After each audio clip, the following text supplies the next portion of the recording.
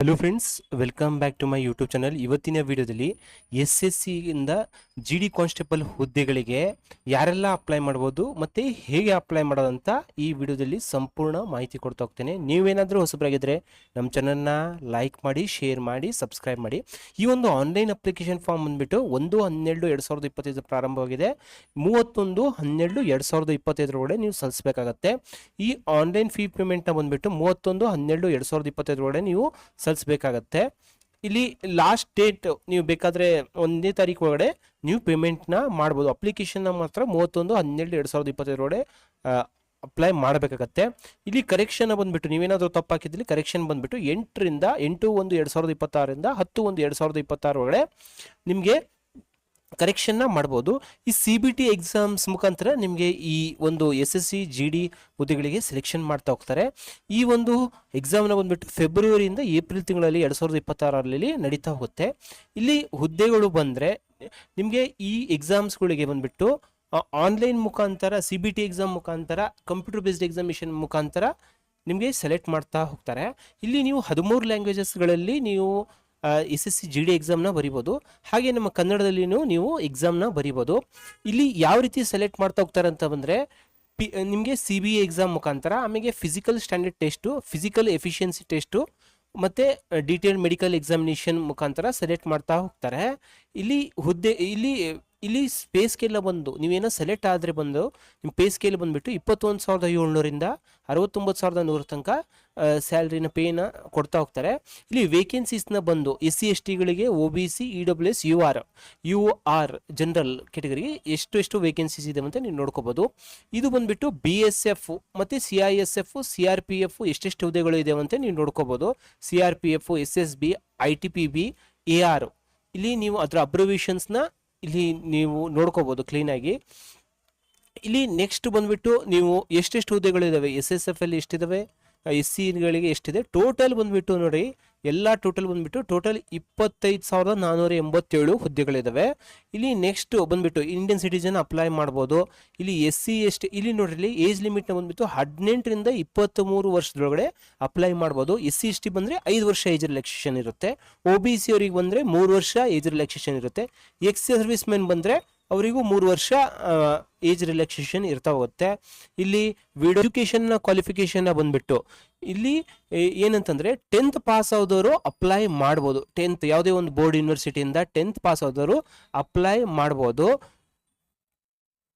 ಇಲ್ಲಿ ಏನಂತಂದರೆ NCC C certificate ಅವರಿಗೆ 5 ವರ್ಷ ಮ್ಯಾಕ್ಸಿಮಮ್ ಮಾರ್ಕ್ಸ್ ರಿಸರ್ವೇಷನ್ ಇರುತ್ತೆ. B ಸರ್ಟಿಫಿಕೇಟ್ನವರಿಗೆ 3% ಮ್ಯಾಕ್ಸಿಮಮ್ ಮಾರ್ಕ್ಸ್ ರಿಸರ್ವೇಷನ್ ಇರುತ್ತೆ. ಅದೇ ಥರ A ಸರ್ಟಿಫಿಕೇಟ್ ಹೋಲ್ಡರ್ಸ್ನವರಿಗೂ 2% ಮ್ಯಾಕ್ಸಿಮಮ್ ಮಾರ್ಕ್ಸ್ ಎಕ್ಸಾಮಿನೇಷನಲ್ಲಿ ಕೊಡ್ತಾ ಹೋಗ್ತಾರೆ. ಇಲ್ಲಿ ಏನಂತಂದರೆ ಅಪ್ಲೈ ಮಾಡೋಕ್ಕಿಂತ ಮುಂಚೆ ಯಾವ ಒಂದು ರೀಜನಲ್ಲಿ ಬರುತ್ತೆ ಅಂತ ನೀವು ನೋಡ್ಕೋಬೋದು.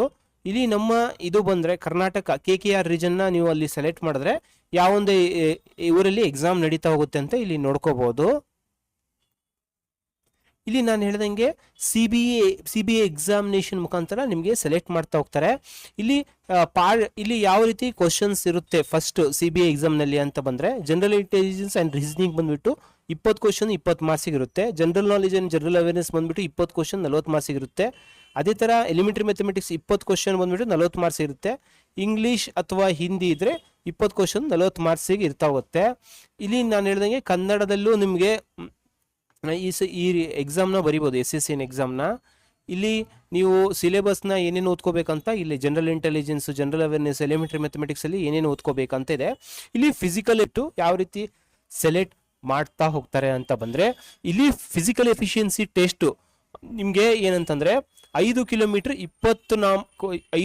ಬಂದು 24 ನಿಮಿಷದಲ್ಲಿ ನೀವು ಕ್ರಮಿಸ್ಬೇಕಾಗತ್ತೆ. ಅದೇ ಥರ ಫೀಮೇಲ್ ಬಂದುಬಿಟ್ಟು 1.6 ಕಿಲೋಮೀಟ್ರ್ 1.6 ಕಿಲೋಮೀಟರ್ ಬಂದು 8.5 ನಿಮಿಷದಲ್ಲಿ ಕವರ್ ಮಾಡಬೇಕಾಗತ್ತೆ. ಇದು ಬಂದ್ಬಿಟ್ಟು ಲಡಾಖ್ ರೀಜನ್ಗೆ ಬಂದ್ಬಿಟ್ಟು ಯಾವ ರೀತಿ ಇದೆ ಅಂತ ನೋಡ್ಬೋದು. ಅದೇ ಥರ 1.6 ಕಿಲೋಮೀಟರ್ 7 ಮಿನಿಟ್ಸ್ನಲ್ಲಿ ಬಂದು ಇದು ಯಾವ ರೀಜನ್ಗೆ ಅಂತ ನೋಡ್ಬೋದು ನೀವು. ಇದು 800 ಮೀಟರ್ ಬಂದ್ಬಿಟ್ಟು 5 ಮಿನಿಟ್ಸಲ್ಲಿ, ಇದು ಲಡಾಖ್ ರೀಜನ್ಗೆ ಬಂದ್ಬಿಡುತ್ತೆ. ಇದು ನಮ್ಮ ಲಡಾಖ್ ಬಿಟ್ಟು ಬೇರೆ ಯಾವ ರೀಜನಲ್ಲಿ ಬರ್ತಾರಲ್ಲ ಅವರು 5 ಕಿಲೋಮೀಟ್ರ್ 24 ನಿಮಿಷದಲ್ಲಿ ಓಡಬೇಕಾಗತ್ತೆ. 1.6 ಕಿಲೋಮೀಟರ್ 8.5 ನಿಮಿಷದಲ್ಲಿ ಕ್ರಮಿಸಬೇಕಾಗತ್ತೆ. ಇದು ಬಂದ್ಬಿಟ್ಟು ಫಿಸಿಕಲ್ ಎಫಿಷಿಯನ್ಸಿ ಟೆಸ್ಟ್ ಯಾವ ರೀತಿ ಮಾಡ್ತಾರಂತ, PST ಅಂದರೆ ಫಿಸಿಕಲ್ ಸ್ಟ್ಯಾಂಡರ್ಡ್ ಟೆಸ್ಟ್. ನೀವು ಅಪ್ಲೈ ಮಾಡೋಕ್ಕಿಂತ ಮುಂಚೆ ನೀವು ಇವೆಲ್ಲ ನೋಡ್ಕೋಬೇಕಾಗತ್ತೆ. ಮೇಲೆ ಒಂದು ಯಾವೊಂದು ಹೈಟ್ ಇರಬೇಕು, 170 ಸೆಂಟಿಮೀಟರ್ ಇರಬೇಕಾಗತ್ತೆ. ಫಿಮೇಲ್ ಬಂದ್ಬಿಟ್ಟು 157 ಸೆಂಟಿಮೀಟರ್ ಇರಬೇಕಾಗತ್ತೆ. SC/STಗೆ ಎಷ್ಟು ಹೈಟ್ ಇರ್ಬೋದು ಅಂತಂದು ಇಲ್ಲೆಲ್ಲ ಕೊಟ್ಟಿದ್ದಾರೆ. ನಾರ್ತನ್ ಈಸ್ಟರ್ನ್ ಸ್ಟೇಟ್ಗಳಿಗೆ ಎಷ್ಟಿದ್ರೆ ಅಪ್ಲೈ ಮಾಡ್ಬೋದು ಅಂತಂದು ಇಲ್ಲೆಲ್ಲ ನೋಡ್ಕೋಬೋದು ನೀವು. ಇಲ್ಲಿ ನೆಕ್ಸ್ಟ್ ಚೆಸ್ಟ್ ಬಂದ್ಬಿಟ್ಟು ಮೇಲ್ ಕ್ಯಾಂಡಿಡೇಟ್ಸ್ಗೆ 80 ಅನ್ಎಕ್ಸ್ಪೆಂಡೆಡ್ 80 ಸೆಂಟಿಮೀಟರ್ ಇರಬೇಕಾಗತ್ತೆ. ಮಿನಿಮಮ್ ಎಕ್ಸ್ಪೆನ್ಷನ್ 5 ಸೆಂಟಿಮೀಟರ್ ಇರಬೇಕಾಗತ್ತೆ. ಇಲ್ಲಿ ಮತ್ತೇನಂತಂದರೆ ಅನ್ಎಕ್ಸ್ಪೆಂಡೆಡ್ SC/STನವರಿಗೆ ST ಎಷ್ಟಿರಬೇಕು ಇವೆಲ್ಲ ಕೊಟ್ಟಿದ್ದಾರೆ. ನಿಮಗೆ ವೇಟ್ ಎಷ್ಟಿರಬೇಕು ಅಂತಂದು ಇವೆಲ್ಲ ನೋಡ್ಕೊತ ಹೋಗ್ಬೋದು. ಇಲ್ಲಿ ನಿಮ್ಮ ಪೇಜಿಗೆ ಬಂದಾಗ ಈ ಥರ ತೋರಿಸ್ತಾ ಹೋಗುತ್ತೆ. ನೀವು ನ್ಯೂ ಯೂಸರ್ ಇದ್ದರೆ ನ್ಯೂ ಯೂಸರ್ ರಿಜಿಸ್ಟರ್ ನಾವು ಅಂತ ಇದೆ. ಇಲ್ಲಿ ನ್ಯೂ ಯೂಸರ್ ಇದ್ದರೆ ನೀವು ಫಸ್ಟ್ ಟೈಮ್ ಏನಾದರೂ ಅಪ್ಲೈ ಮಾಡ್ತಿದ್ರೆ ರಿಜಿಸ್ಟ್ರೇಷನ್ ಮಾಡಿದ್ದಿಲ್ಲ ಅಂತಂದರೆ, ನೀವು ಹೋದ ವರ್ಷದಲ್ಲಿ ಹಾಕಿದ್ದಿದ್ರೆ ಏನಿಲ್ಲ, ಜಸ್ಟ್ ನೀವು ನಿಮ್ಮ ರಿಜಿಸ್ಟ್ರೇಷನ್ ನಂಬರ್ನ ಹಾಕಬೇಕಾಗತ್ತೆ, ಪಾಸ್ವರ್ಡ್ನ ಹಾಕಿ ಕ್ಯಾಪ್ಚನ್ ಹಾಕಿ ಲಾಗಿನ್ ಮಾಡ್ಬೋದು. ಇಲ್ಲ ನೀನು ಯಾವತ್ತೂ ಹಾಕಿಲ್ಲ SSCಗೆ ಅಂತಂದರೆ ರಿಜಿಸ್ಟರ್ ನಾವು ಅಂತ ಕ್ಲಿಕ್ ಮಾಡಬೇಕಾಗತ್ತೆ. ಅಪ್ಲೈ ಅಂತ ಕೊಟ್ಟಾಗ ರಿಜಿಸ್ಟ್ರೇಷನ್ನ ಮಾಡಬೇಕಾಗತ್ತೆ. ರಿಜಿಸ್ಟರ್ ಮಾಡ್ಬೇಕಂತಂದರೆ ಇಲ್ಲಿ do you have Aadhaar card ಅಂತ ಕೇಳುತ್ತೆ, ಇಲ್ಲಿ ಎಸ್ ಅಂತ ಕೊಡಬೇಕಾಗತ್ತೆ. ಇಲ್ಲಿ ನಿಮ್ಮ ಆಧಾರ್ ಡೀಟೇಲ್ಸ್ನ ಹಾಕಬೇಕಾಗತ್ತೆ. ಮತ್ತೊಂದು ಸತಿ ಆಧಾರ್ ಡೀಟೇಲ್ಸ್ ಹಾಕಬೇಕಾಗತ್ತೆ. ಚೆಕ್ ಬಾಕ್ಸ್ ಮೇಲೆ ಟಿಕ್ ಮಾಡಿ ಸೆಂಡ್ OTP ಅಂತ ಕೊಟ್ಟರೆ ನಿಮಗೆ ಒಂದು OTP ಬರುತ್ತೆ. ಆ OTPನ ಹಾಕಿದಾಗ ನಿಮ್ಮ ಆಧಾರ್ ವೆರಿಫೈ ಆಗುತ್ತೆ. SSLC ಮಾರ್ಕ್ಸ್ ಕಾರ್ಡ್ ಪ್ರಕಾರ ನಿಮ್ಮ ಹೆಸರನ್ನು ನಿಮ್ಮ ನೇಮ್ನ ಬರಿಬೇಕಾಗತ್ತೆ, ಮತ್ತೊಂದು ಸತಿ ಬರಿಬೇಕಾಗತ್ತೆ. ನೀವು ಇಲ್ಲಿ ಚೇಂಜ್ ಮಾಡಿದ್ರೆ ಎಸ್ ಅಂತ ಕೊಟ್ಟು ಚೇಂಜ್ಡ್ ನೇಮ್ನ ಇಲ್ಲಿ ಎಂಟ್ರಿ ಮಾಡಬೇಕಾಗುತ್ತೆ. ಇಲ್ಲ ಅಂತಂದರೆ ನೋ ಅಂತ ಸೆಲೆಕ್ಟ್ ಮಾಡಬೇಕಾಗುತ್ತೆ. ಇಲ್ಲಿ ಜೆಂಡರ್ ಯಾವುದು ಮೇಲ್ ಫಿಮೇಲ್ ಅಂತ ಸೆಲೆಕ್ಟ್ ಮಾಡಬೇಕಾಗುತ್ತೆ. Date of birth SSLC marks card ಪ್ರಕಾರ ಎಂಟ್ರಿ ಮಾಡಬೇಕಾಗುತ್ತೆ 2 ಸತಿ. ಮತ್ತು ಫಾದರ್ಸ್ ನೇಮ್ನ ಮತ್ತೊಂದು ಸತಿ ಎಂಟ್ರಿ ಮಾಡಬೇಕಾಗುತ್ತೆ. ಮದರ್ಸ್ ನೇಮ್ನ ಟೈಪ್ ಮಾಡಿ ಮತ್ತೊಂದು ಸತಿ ಮದರ್ಸ್ ನೇಮ್ನ ಎಂಟ್ರಿ ಮಾಡಬೇಕಾಗುತ್ತೆ. SSLC ಯಾವೊಂದು ಬೋರ್ಡಲ್ಲಿ ಪಾಸ್ ಆಗಿದ್ದೀರಾ, ನೀವು ಕರ್ನಾಟಕದವರಾಗಿದ್ದರೆ KSEBB ಬೋರ್ಡ್ ಅಂತ ಸೆಲೆಕ್ಟ್ ಮಾಡಬೇಕಾಗುತ್ತೆ. ಮತ್ತೊಂದು ಸತಿ ಇಲ್ಲಿ KSEBB ಬೋರ್ಡ್ ಅಂತ Karnataka secondary education examination board ಅಂತ ಸೆಲೆಕ್ಟ್ ಮಾಡಬೇಕಾಗುತ್ತೆ. ಇಲ್ಲಿ ನಿಮ್ಮ ರೋಲ್ ನಂಬರ್ SSLC ಮಾರ್ಕ್ಸ್ ಕಾರ್ಡಲ್ಲಿ ಇರುತ್ತೆ, ಅದನ್ನು ಎಂಟ್ರಿ ಮಾಡಬೇಕಾಗುತ್ತೆ 2 ಸತಿ. ಯಾವ ವರ್ಷದಲ್ಲಿ ಪಾಸ್ ಆಗಿದ್ದೀರಾ 2 ಸತಿ ಎಂಟ್ರಿ ಮಾಡಬೇಕಾಗತ್ತೆ. ಯಾವೊಂದು ಎಜುಕೇಷನ್ ಕ್ವಾಲಿಫಿಕೇಷನ್ ಆಗಿದೆ ಅಂತಂದು ಇದನ್ನು ಬೇಕಾದರೆ ನೀವು ಎಂಟ್ರಿ ಮಾಡ್ಬೋದು. ಇಲ್ಲ 10th ಮೇಲೆ ಅಪ್ಲೈ ಮಾಡ್ತಿದ್ರೆ ಎಂಟ್ರಿ ಮಾಡಲಿಲ್ಲ ಅಂದ್ರೂ ನಡೆಯುತ್ತೆ. ಇಲ್ಲಿ ನೀವು ಮೊಬೈಲ್ ನಂಬರ್ನ ಹಾಕಬೇಕಾಗತ್ತೆ. ಮೇಲ್ ಐಡಿನ ಮೊಬೈಲ್ ನಂಬರ್ ಹಾಕಿದಾಗ ಮೊಬೈಲ್ಗೆ ಒಂದು OTP ಹೋಗುತ್ತೆ, ವೆರಿಫೈ ಆಗ್ತಾ ಹೋಗುತ್ತೆ. ಮತ್ತು ಕ್ಯಾಂಡಿಡೇಟ್ಸ್ ಇಮೇಲ್ ID ಹಾಕಿದಾಗ ಮತ್ತು ಕ್ಯಾಂಡಿಡೇಟ್ಸ್ ಇಮೇಲ್ ಐಡಿಗೆ ಒಂದು OTP ಹೋಗುತ್ತೆ, ಅದನ್ನು ವೆರಿಫೈ ಮಾಡಬೇಕಾಗತ್ತೆ. ಸೇವ್ ಆ್ಯಂಡ್ ನೆಕ್ಸ್ಟ್ ಕೊಡಬೇಕಾಗತ್ತೆ. ಇಲ್ಲಿ ಸೇವ್ ಆ್ಯಂಡ್ ನೆಕ್ಸ್ಟ್ ಕೊಟ್ಟಾಗ ನಿಮಗೆ ಒಂದು ರಿಜಿಸ್ಟ್ರೇಷನ್ ನಂಬರ್ ಬರುತ್ತೆ. ಆ ರಿಜಿಸ್ಟ್ರೇಷನ್ ನಂಬರ್ನ ಒಂದು ಫೋಟೋ ಕ್ಲಿಕ್ ಮಾಡಿ ಇಟ್ಕೋಬೇಕಾಗತ್ತೆ. ಇಲ್ಲಾಂದರೆ ನಿಮ್ಮ ಮೊಬೈಲಿಗೂ ರಿಜಿಸ್ಟ್ರೇಷನ್ ನಂಬರ್ ಬಂದಿರುತ್ತೆ. ಜಸ್ಟ್ ಏನಂತಂದರೆ ಒಂದು ರಿಜಿಸ್ಟ್ರೇಷನ್ ನಂಬರು ಒಂದು ಪಾಸ್ವರ್ಡ್ ಬಂದಿರುತ್ತೆ. ಕಂಟಿನ್ಯೂ ಅಂತ ಇಲ್ಲಿ ರಿಜಿಸ್ಟ್ರೇಷನ್ ನಂಬರ್ನ ಫೋಟೋ ತೊಗೋಬೇಕಾಗತ್ತೆ, ಕಂಟಿನ್ಯೂ ಅಂತ ಕೊಡಬೇಕಾಗತ್ತೆ.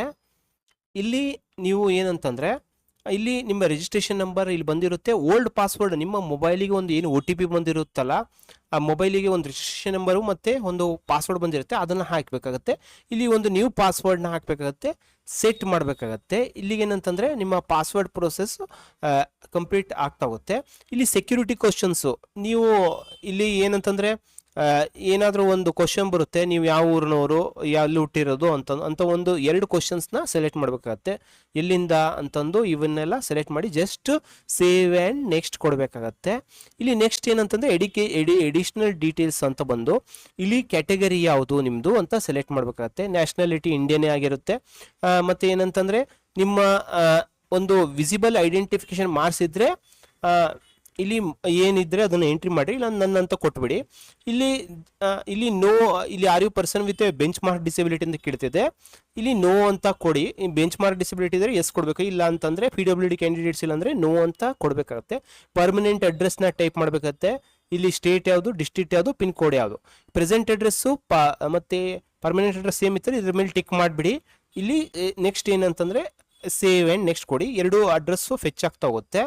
ಇಲ್ಲಿ ಏನಂತಂದರೆ ಇಲ್ಲಿ ಏನಂತಂದರೆ ಪ್ರಿವ್ಯೂ OTR ಅಂತ ಕೊಟ್ಟು ಇಲ್ಲಿ ನೀವು ಏನಂತಂದರೆ ನೀವು ತುಂಬಿರ್ತಕ್ಕಂಥ ರಿಜಿಸ್ಟ್ರೇಷನ್ ಫಾರ್ಮ್ ಎಲ್ಲ ಕರೆಕ್ಟ್ ಆಗಿದೆಯೋ ಇಲ್ಲ ಅಂತ ನೋಡಿಕೊಂಡು ಈ ಚೆಕ್ ಬಾಕ್ಸ್ ಮೇಲೆ ಟಿಕ್ ಮಾಡಿ ಮತ್ತೇನಂತಂದರೆ ಡಿಕ್ಲೇರ್ ಅಂತ ಕೊಟ್ಟರೆ ಇಲ್ಲಿ ಏನಂತಂದರೆ ರಿಜಿಸ್ಟ್ರೇಷನ್ ಪ್ರೊಸೆಸ್ ಕಂಪ್ಲೀಟ್ ಆಗ್ತಾ ಹೋಗುತ್ತೆ. ನಿಮಗೆ ಇಲ್ಲಿ ಲಾಗಿನ್ ಆದಾಗ ಮತ್ತೆ ಈ ಥರ ಬರ್ತಾ ಹೋಗುತ್ತೆ. ಇಲ್ಲಿ ಫಿಲ್ ಫಾರ್ಮ್ ಅಂತ ಕೊಡಬೇಕಾಗತ್ತೆ. ಫಿಲ್ ಫಾರ್ಮ್ ಅಂತ ಕೊಟ್ಟಾಗ ನಿಮಗೆ ಇಲ್ಲಿ ಏನಂತಂದರೆ ನೀವೆಲ್ಲ ತುಂಬಿರ್ತೀರಲ್ಲ ರಿಜಿಸ್ಟ್ರೇಷನ್ ಪ್ರೊಸೆಸ್ಸಲ್ಲಿ, ಇವೆಲ್ಲ ಕೆಲವೊಂದು ಆಟೋಮೆಟಿಕ್ ಆಗಿ ಬರ್ತಾ ಹೋಗುತ್ತೆ. Candidates name, mother's name, father name, gender ಯಾವುದು, ಕ್ಯಾಟಗರಿ ಯಾವುದು, ಎಲ್ಲ type of disability, nationality, visible marks, matric, ಯಾವ ಒಂದು ಬೋರ್ಡಿಂದ ಪಾಸ್ ಆಗಿದ್ದೀರಾ, ಯಾವ ವರ್ಷದಲ್ಲಿ ಪಾಸ್ ಆಗಿದ್ದೀರಾ, ರೋಲ್ ನಂಬರ್ ಏನು, ಪರ್ಮನೆಂಟ್ ಅಡ್ರೆಸ್ಸು, ಸ್ಟೇಟ್, ಈ ಕೆಲವು ಎಲ್ಲ ನೀವು ರಿಜಿಸ್ಟ್ರೇಷನಲ್ಲಿ ತುಂಬಿದ್ರೆ ಎಲ್ಲ ಆಟೋಮೆಟಿಕ್ಕಾಗಿ ಫೆಚ್ ಅಪ್ ಆಗ್ತಾ ಹೋಗುತ್ತೆ.